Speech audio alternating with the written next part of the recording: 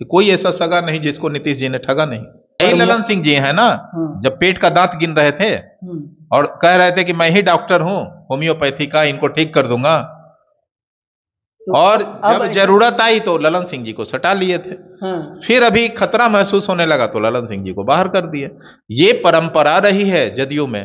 जदयू में लोकतंत्र कभी रहा नहीं है। एक व्यक्तिवादी पार्टी है, वो एक व्यक्ति के सहारे चलती है और उसी का निर्णय चलता है। बिहार की जनता कहां कह रही है, उनके छुट भैया कोई नेता कह रहे होंगे। बिहार की जनता अगर कह देती तो एक नंबर की पार्टी होते और इंडिया में भी उनका अलख जगता रहता। ही दिल्ली में इलाज कराता हो, वहां कितना चिकित्सा व्यवस्था मजबूत है। जहां का छात्र जो है कोटा में जाके पढ़ता हो, शिक्षा व्यवस्था कितना दुरुस्त है। और जब पढ़ के आते हैं तो फिर रोजगार के लिए पलायन करना पड़ता है। तो बिहार की क्या दशा बना के इन लोगों ने छोड़ा है, यह तो जग जाहिर है। बिहार की जनता अब इससे पूरी तरह अवगत हो गई है। भाई जदयू का नामो निशान नहीं बच जाएगा। तो मैं कह रहा हूं आज बहुत गंभीरता से कि रहा ना कोई रोवन हारा, कोई नहीं रहेगा ना आगे ना कोई पीछे। एड़ी उठा के कोई ऊंचा नहीं होगा ना, उसके लिए तो काम करना पड़ता है। और काम आपने ऐसा कौन सा किया है, कीर्तिमान स्थापित किया है? कीर्तिमान अगर स्थापित आपने किया है तो पलटी मारने का, पलटी मारने का आपका रिकॉर्ड रहा है। इसमें कोई दिक्कत नहीं है, कोई प्रतिद्वंदी भी नहीं है आपका।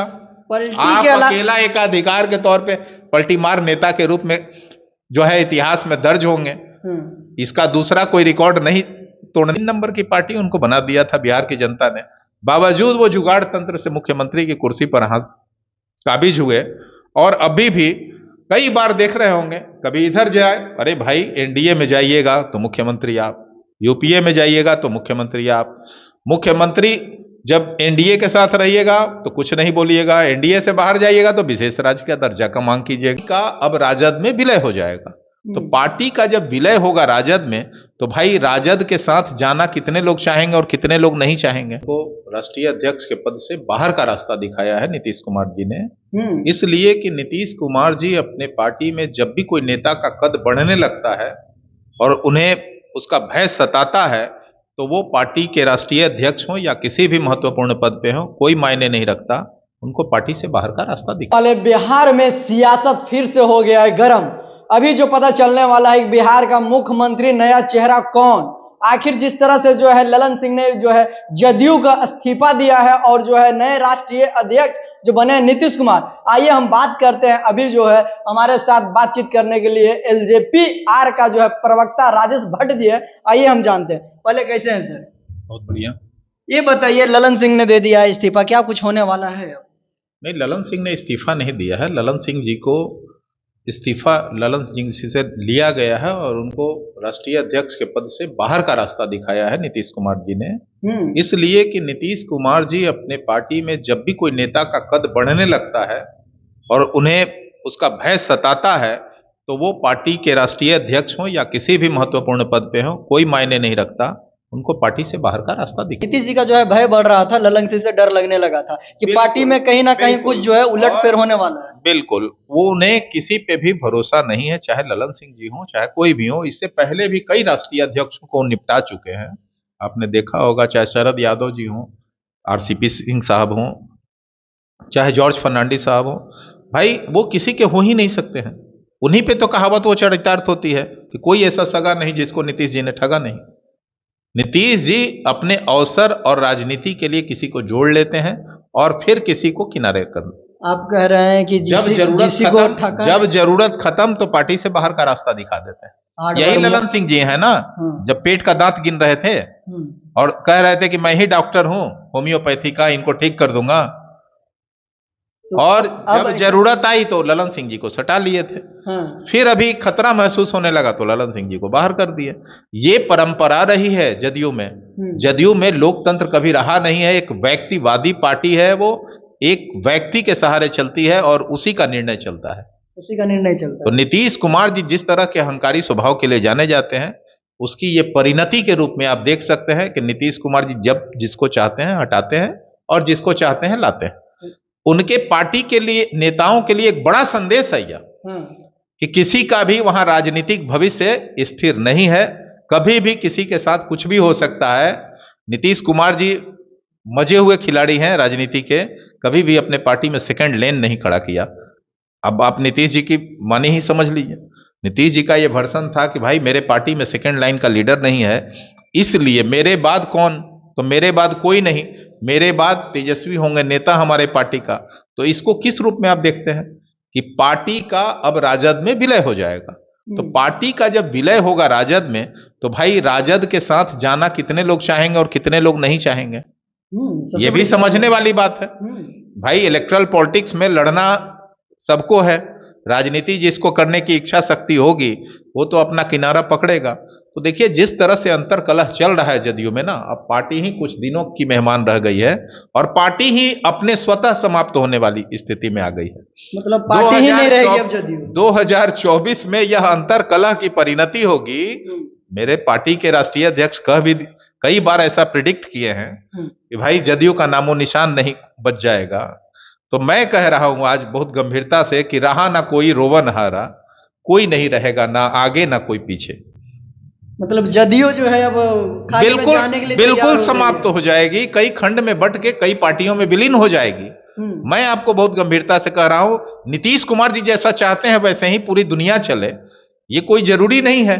और बिहार के बहुत बड़े आधार वाले उन नेता भी नहीं रह गए हैं, क्या जनाधार उनकी बच गई है 2020 में तो स्पष्ट हो गई है। भाई 3 नंबर की पार्टी बिहार की जनता ने उन्हें बना दिया, जुगाड़ तंत्र पे वो मुख्यमंत्री बने। जानता नहीं, आज चिराग पासवान ने बना दिया। नहीं, वो तो चिराग फैक्टर का नाम लेते ही है और वो तो स्वीकार करना ही पड़ेगा, चिराग जी की एक शक्ति है, उनका जनाधार है बिहार में। तो निश्चित तौर पर उसकी परिणति के रूप में देखा गया है कि 3 नंबर की पार्टी उनको बना दिया था बिहार की जनता ने, बावजूद वो जुगाड़ तंत्र से मुख्यमंत्री की कुर्सी पर काबिज हुए। और अभी भी कई बार देख रहे होंगे, कभी इधर जाए, अरे भाई एनडीए में जाइएगा तो मुख्यमंत्री आप, यूपीए में जाइएगा तो मुख्यमंत्री आप। मुख्यमंत्री जब एनडीए के साथ रहिएगा तो कुछ नहीं बोलिएगा, एनडीए से बाहर जाइएगा तो विशेष राज्य का दर्जा का मांग कीजिएगा। राकेश जी का कहना है कि जुगाड़ तंत्र मंत्री हैं नीतीश कुमार जी साफ तौर पे। कौन सा बिहार का निर्माण आपने किया कि विशेष राज्य की दर्जे की मांग आपको जो है चाचा भतीजे को आज 32 सालों के बाद भी करना पड़ता है? बिहार को कहां ले जाके 8 बार मुख्यमंत्री बनने के बाद भी अभी जो विशेष राज्य का दर्जा बचा हुआ है, अभी भी बिहार को पैकेज चाहिए। तो भाई इतना तो मान लेना होगा ना कि आपके नेतृत्व में बिहार कहीं ना कहीं पीछे गया है, बिहार का आपने बेड़ा गर्क किया है, ये समझने वाली बात है। तो बिहार को बर्बाद करने वाले अब बिहार में नेतृत्वकर्ता बन के रहेंगे ये कितने दिन?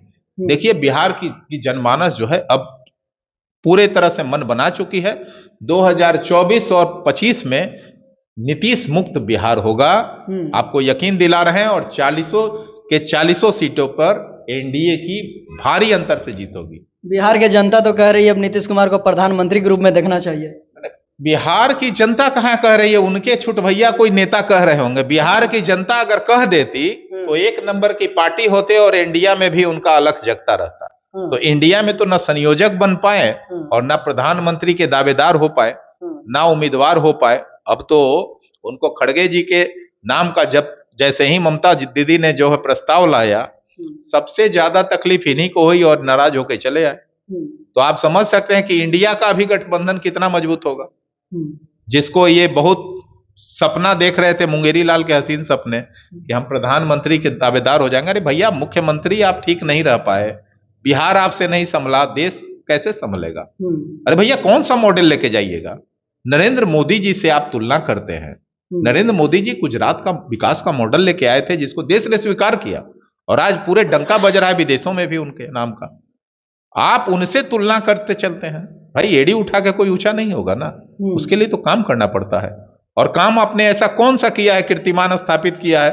कीर्तिमान अगर स्थापित आपने किया है तो पलटी मारने का, पलटी मारने का आपका रिकॉर्ड रहा है, इसमें कोई दिक्कत नहीं है, कोई प्रतिद्वंदी भी नहीं है आपका। आप अकेला एक अधिकार के तौर पे पलटी मार नेता के रूप में जो है इतिहास में दर्ज होंगे, इसका दूसरा कोई रिकॉर्ड नहीं तोड़ने जा रहा है। इस तरह से बिहार को विकसित और विकासशील बनाने की काम कर रहे हैं। तमाम जगह आप देख रहे होंगे, सड़कें, ये बिजली, तमाम सारे जो देख रहे होंगे, बहन बेटियां आराम से निकल रही है, तो नीतीश जी का ही सरकार मतलब आप नाली गली के निर्माण को विकास मानते हैं, तो उद्यमिता का विकास, उद्योग धंधा, युवाओं को रोजगार जो है टेक्नोलॉजी से लैस बिहार कैसे होगा? पर्यटन में आगे होगा, शिक्षा में आगे होगा। यहाँ का तो शिक्षा के लिए भी पलायन करना पड़ता है, कोटा जाते हैं छात्र। चिकित्सा की जब जरूरत पड़ती है तो एम्स में जो है दिल्ली जाके इलाज कराते हैं। अरे भाई, जहां का मुख्यमंत्री ही दिल्ली में इलाज कराता हो, वहां कितना चिकित्सा व्यवस्था मजबूत है। जहां का छात्र जो है कोटा में जाके पढ़ता हो, शिक्षा व्यवस्था कितना दुरुस्त है। और जब पढ़ के आते हैं तो फिर रोजगार के लिए पलायन करना पड़ता है। तो बिहार की क्या दशा बना के इन लोगों ने छोड़ा है, यह तो जग जाहिर है। बिहार की जनता अब इससे पूरी तरह अवगत हो गई है। सर लास्ट सवाल है आपसे, ये बताइए, बिहार का नेक्स्ट सीएम जो आने वाले हैं, इसे कहा जाता है झड़प की बात है, जिस तरह से टूट हो रही है, इसके बाद क्या कुछ होने वाला है, कौन नया चेहरा आने वाले हैं? बिहार की जनता तय कर देगी, वक्त का इंतजार कीजिए। बिहार की जनता जो है राजनीतिक तौर पे बहुत प्रौढ़ है और वो सब कुछ बहुत अच्छा सोचती है। आने वाले दिनों में देखिएगा, नीतीश मुक्त होगा बिहार और बिहार की कमान अब एनडीए के हाथ में होगी। एनडीए के हाथ में होगी, बिल्कुल। अभी आप देख रहे थे हमारे साथ में एलजेपी के प्रवक्ता थे राजेश भट्ट जी। इन्होंने कहा नीतीश जी जो है वो साफ तौर पे जो है 3 नंबर की पार्टी बन गई है। अब जो है नीतीश जी का कमान और नीतीश जी का जो है पार्टी जो है वो टूटने वाली। बहरहाल आपकी क्या राय है, कमेंट बॉक्स में जाकर जरूर दीजिएगा। आप देख रहे हैं कुमार गौतम के साथ में पब्लिक जंक्शन। बहुत बहुत धन्यवाद आपका।